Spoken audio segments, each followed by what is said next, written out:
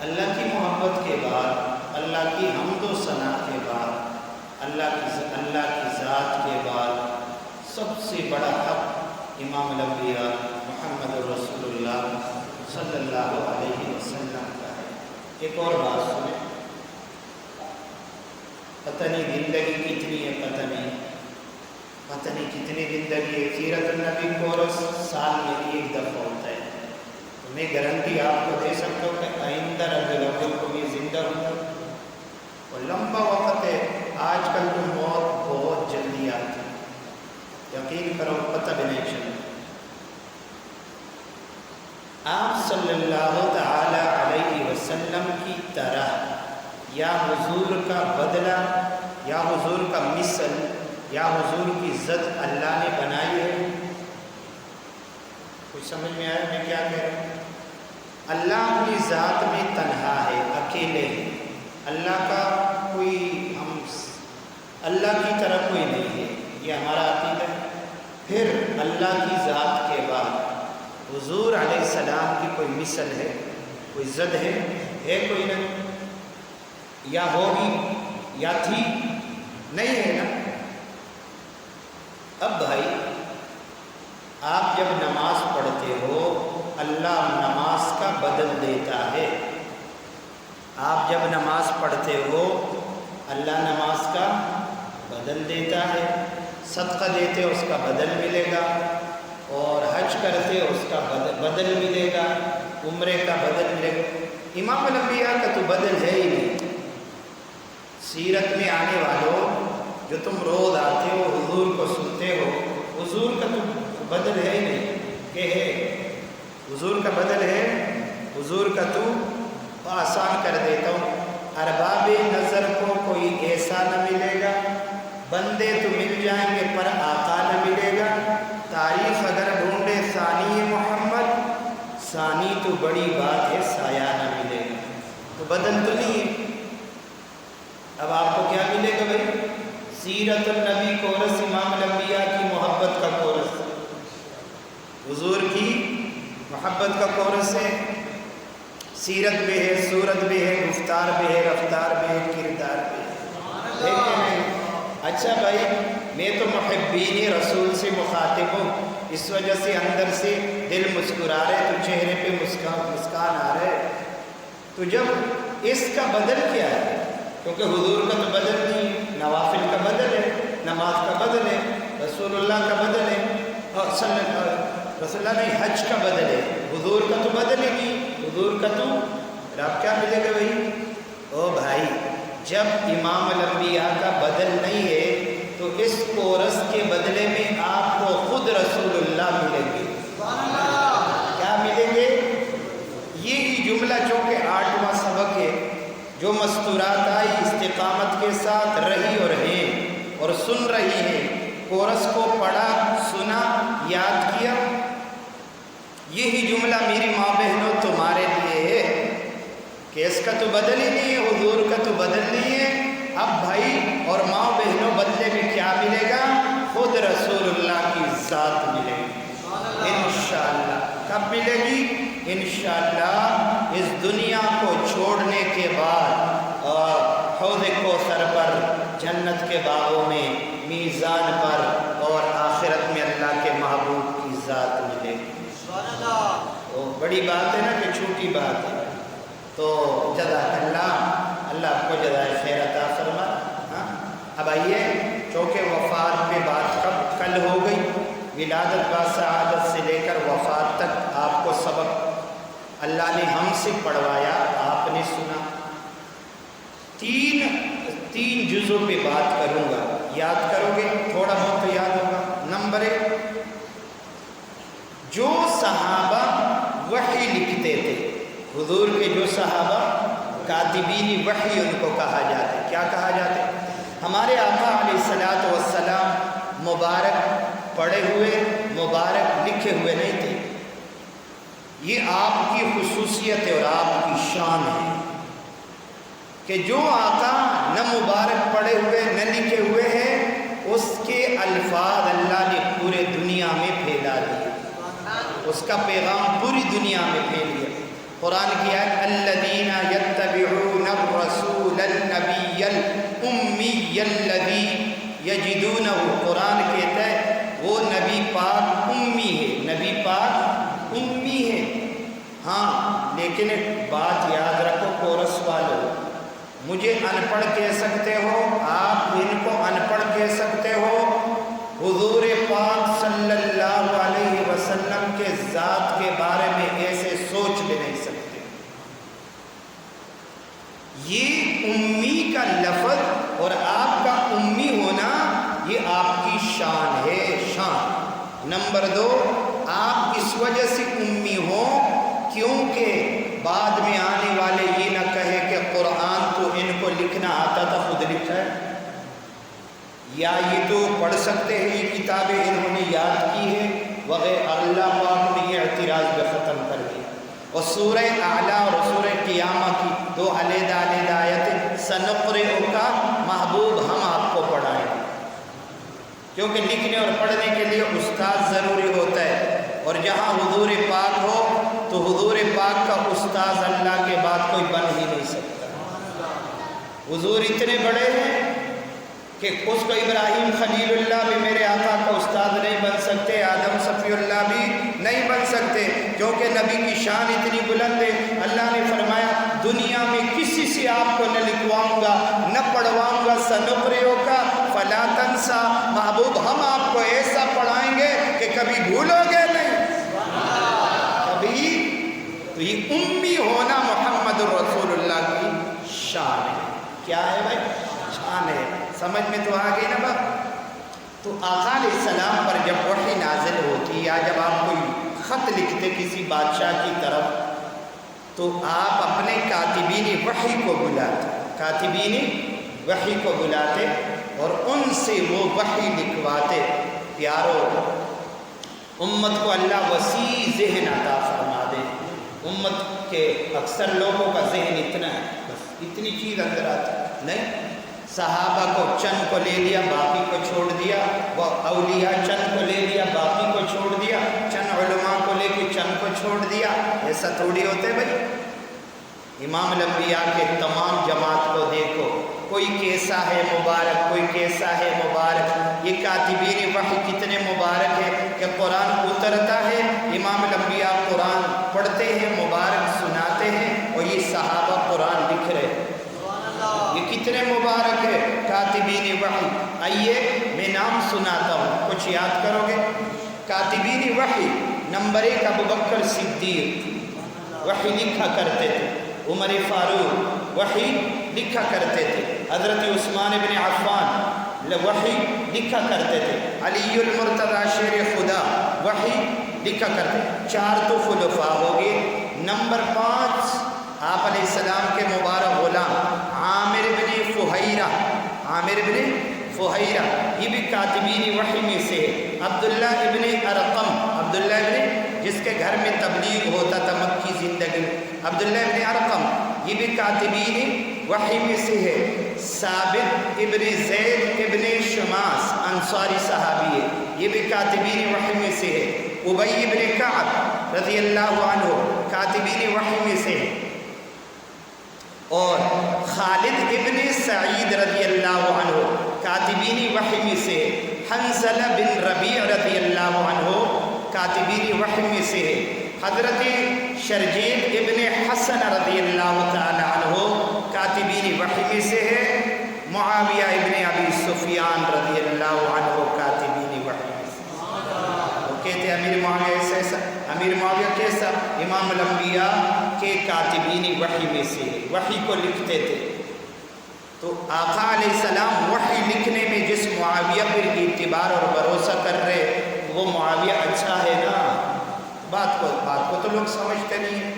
تو کاتبین وحی صحابہ جتنا آپ کو آتا ہے میرے ساتھ بولتے رہو۔ ابوبکر صدیق، عمر فاروق، عثمان بن عفان، علی المرتضی شیر خدا، عامر بن فہیرہ، عبداللہ بن ارقم، اور اس کے بعد حضرت ابی بن کعب، ثابت بن زید بن شماس رضی اللہ تعالی عنہ، اس کے بعد خالد بن سعید رضی اللہ تعالی عنہ، حنظلہ بن ربیع رضی اللہ تعالی عنہ، जलील इब्न हसन रज़ी अल्लाह ताला अन्हु, मुआविया इब्न अबी सुफियान रज़ी अल्लाह ताला अन्हु, ये कातिबीन वही है, ये कातिबीन वही है। ये भी बात समझ में आ गई। अगला जुज़, आप अलैहिस्सलातु वस्सलाम ने मुबारक खतूत लिखवाए, फिर उन पे अपना खूबसूरत सा मोहर लगाया, नबूवत वाला, और उसके बाद वो खतूत आपने मुख्तलिफ बादशाहों की तरफ रवाना फरमाए। इन खतूत के लिए हुजूर ने जो जमात चुनी उनके नाम ये है, उनके नाम ये है। अल्लाह हमारे प्यारे से भाई है, काम यहाँ पता नहीं कौन सी जगह में करते कुर्बो जवार में, लेकिन मुझे बताया गया कि मैं कोरस सुनकर फिर गोल्डन मार्केट बताया वहाँ जाना होता है।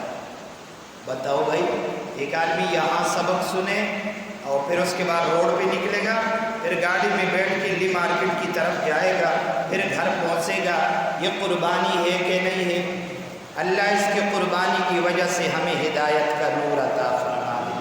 और बदला मैंने बता दिया, इस कुर्बानी का बदला खुद रसूलुल्लाह की ज़ात है। और मैं अर्ज़ कर रहा था, आइए उन सहाबा का नाम बताता हूँ जिनको हुजूर ने खतूत दिए और उन पर एतबार किया, और बादशाहों का नाम बताता हूँ, सुनते जाएं। रब्बी ज़िदनी इल्मा, अल्लाह मेरे इल्म में इजाफ़ा फरमाए। ये सहाबा है। अमर इब्न उमय्या रज़ियल्लाहु ताला अन्हु को हुजूर अलैहिस्सलाम ने अपना मुबारक ख़त दिया और फरमाया, ये शाह हबशा नजाशी के पास ले जाओ। शाह हबशा नजाशी के पास जो है ना, हज़रत अमर इब्न उमय्या रज़ियल्लाहु ताला अन्हु को भेजा गया। दूसरा सहाबी जो ख़त मुबारक लेके गया इमामुल अंबिया का, वो है हज़रत दहिया कल्बी रज़ियल्लाहु ताला अन्हु। दहिया कल्बी रज़ियल्लाहु अन्हु, इमामुल अंबिया ने इनको अपना मुबारक ख़त दिया कि कैसर रोम हिरक़ल की तरफ ये मेरा ख़त ले जाओ। दहिया कल्बी की एक सिफत ये है, ये इंतहाई खूबसूरत। सहाबा में अल्लाह के महबूब फरमाते थे, दहिया तुझे तो यूसुफ के हुस्न में से दिया गया है। और इतने मुबारक सहाबी थे, कभी कभार जिब्रील अमीन इनकी शक्ल सूरत में वही लेके आते थे। इतने खूबसूरत सहाबी, हुजूर की पूरी जमात मुबारक। तो मैं अर्ज़ कर रहा था, कितने सहाबा हो गए? नंबर 1 अमर इब्न उमय्या। ये मोबाइल वाले जो यहाँ ऑडियो रिकॉर्ड हो रहे, इसमें महफूज रख के याद करना, कभी कभी सुनते रहना, याद हो जाएगा, ठीक है?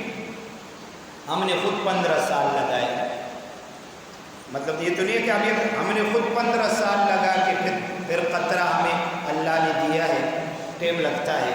तो खाका दें अमर इब्न उमय्या शाह हबशा नजाशी की तरफ, उसके बाद दहिया कल्बी को कैसर रोम हिरक़ल की तरफ, अब्दुल्लाह इब्न हुज़ाफ़ा अब्दुल्लाह इब्न हुज़ैफ़ा नहीं, अब्दुल्लाह इब्न हुज़ाफ़ा सहमी रज़ियल्लाहु ताला अन्हु को शाह फ़ारिस किसरा की तरफ भेजा। इसके बाद नाम आता है हातिब इब्न अबी बलताअ।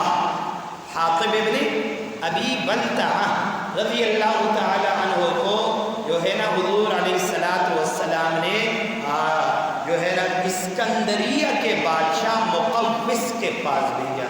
इस्कंदरिया एक इलाका है, उस ज़माने में उसका बादशाह मुक़व्विस था।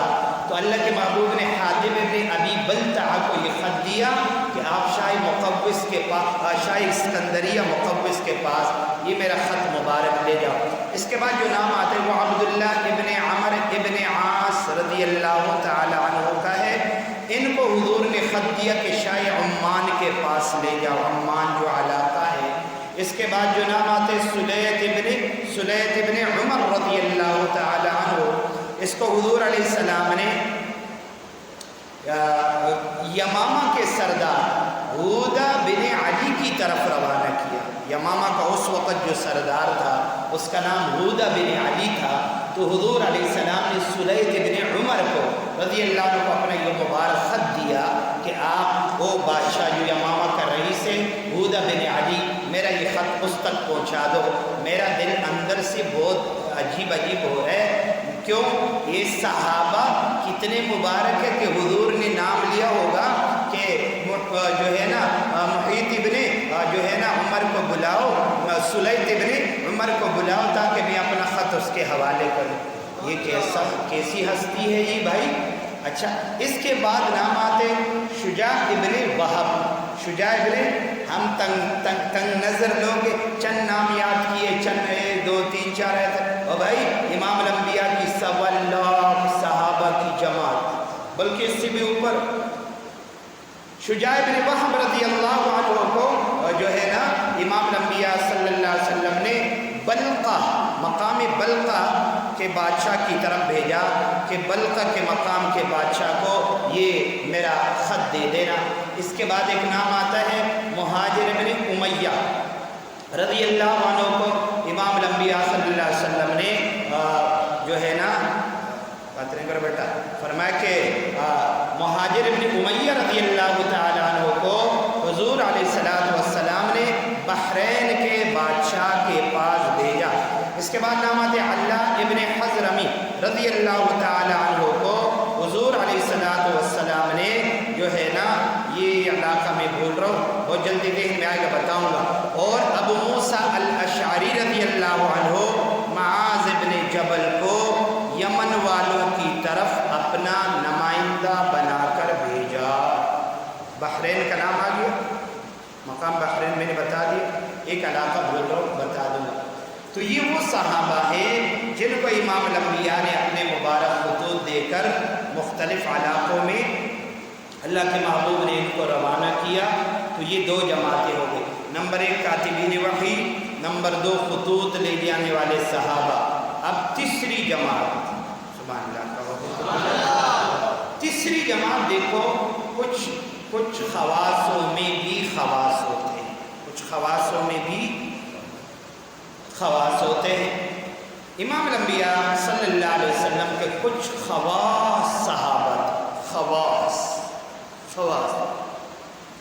خلفاء وہ تو تھے ہی تھے خواص۔ نمبر 1 زید بن حارثہ، زید بن، نمبر 2 زید بن حارثہ کے بیٹے اسامہ بن زید۔ یہ باپ بیٹے مبارک دونوں اللہ کے محبوب کو اتنے اچھے لگتے تھے، جب کسی سفر سے یہ دونوں ہستیاں تشریف لے آتی اور حضور علیہ السلام انتہائی خوشی کی وجہ سے اپنے مقام سے مبارک کھڑے ہو جاتے اور دونوں کو اپنے سینے سے لگا لیتے۔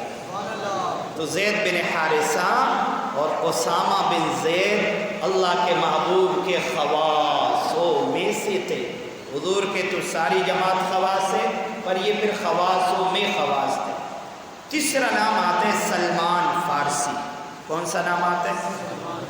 سلمان فارسی رضی اللہ تعالیٰ۔ حضور فرمایا کرتے تھے سلمان ہمارے اہل بیت میں سے، سلمان ہمارے اہل بیت میں سے۔ کبھی کبھار فرمایا کرتے تھے سلمان ہم میں سے ہے، ہم سلمان میں سے۔ اور یہ تو پھر تفسیر ہے، ہر لفظ کا ٹیب نہیں ہے۔ تیسرا نام ہے سلمان فارسی۔ حضور فرمایا کرتے تھے ہمارے وہی حضور کے خواص میں سے۔ چوتھا نام آتا ہے ابو ذر غفاری، ابو ذر غفاری رضی اللہ تعالی عنہ۔ پانچواں نام آتا ہے عبداللہ ابن مسعود رضی اللہ تعالی عنہ، عبداللہ ابن مسعود۔ اور الحمدللہ ثم الحمدللہ میرے فقہ کا سند حضرت امام بخاری رحمۃ اللہ علیہ سے آگے جا کر حضرت ابو ہریرہ سے ہو کر عبداللہ ابن مسعود تک پہنچ جاتا ہے، الحمدللہ۔ اور میرے حفظ کا سند ان ہستیوں سے ہوتے ہوتے ہوتے معاذ ابن جبل تک پہنچ جاتا ہے، الحمدللہ۔ میرے قرات کا سند چلتے چلتے چلتے عبداللہ ابن عباس تک پہنچ جاتا ہے۔ ٹائم نہیں ہے ورنہ میں آپ کو پوری اپنی سند سنا دیتا، پھر کبھی انشاءاللہ۔ تو میں عرض کر رہا تھا حضور کے خواص میں سے عبداللہ بن مسعود اور جو ہے نا عمار ابن یاسر اور بلال ابن رباح رضی اللہ تعالی عنہ، یہ اللہ کے محبوب کے خواص میں سے کتنی جماعتیں ہو گئی؟ کتنی؟ 3 جماعتیں۔ نمبر 1 کاتبین وحی، نمبر 2 خطوط لے جانے والے، نمبر 3 اللہ کے محبوب کے کیا؟ خواص۔ آئیے ہم سے ایک سبق کا ایک جملہ رہ گیا تھا، ازواج مطہرات میں حضرت زینب بنت جحش، زینب بنت، ان کا ہم نے تذکرہ نہیں کیا، میں بھول گیا۔ زینب بنت جحش امام الانبیاء کی پھوپھی ذات بہن ہے۔ کون ہے؟ آقا کی، یہ مطلبی ہے، قریشی ہے، ہاشمی ہے، حضور کا خاندان ہے۔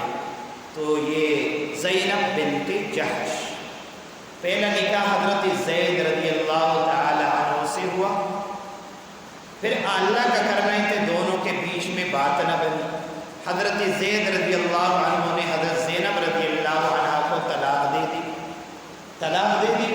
اب باقی جتنے ازواج سے حضور نے نکاح فرمایا، نکاح کا پیغام دیا، لیکن زینب بنت جحش امت کی وہ ماں ہے، جبریل امین اللہ کے محبوب کے پاس وحی لائی، کہا اللہ نے آپ کا نکاح حضرت زینب سے آسمانوں پر پڑھوا دیا ہے۔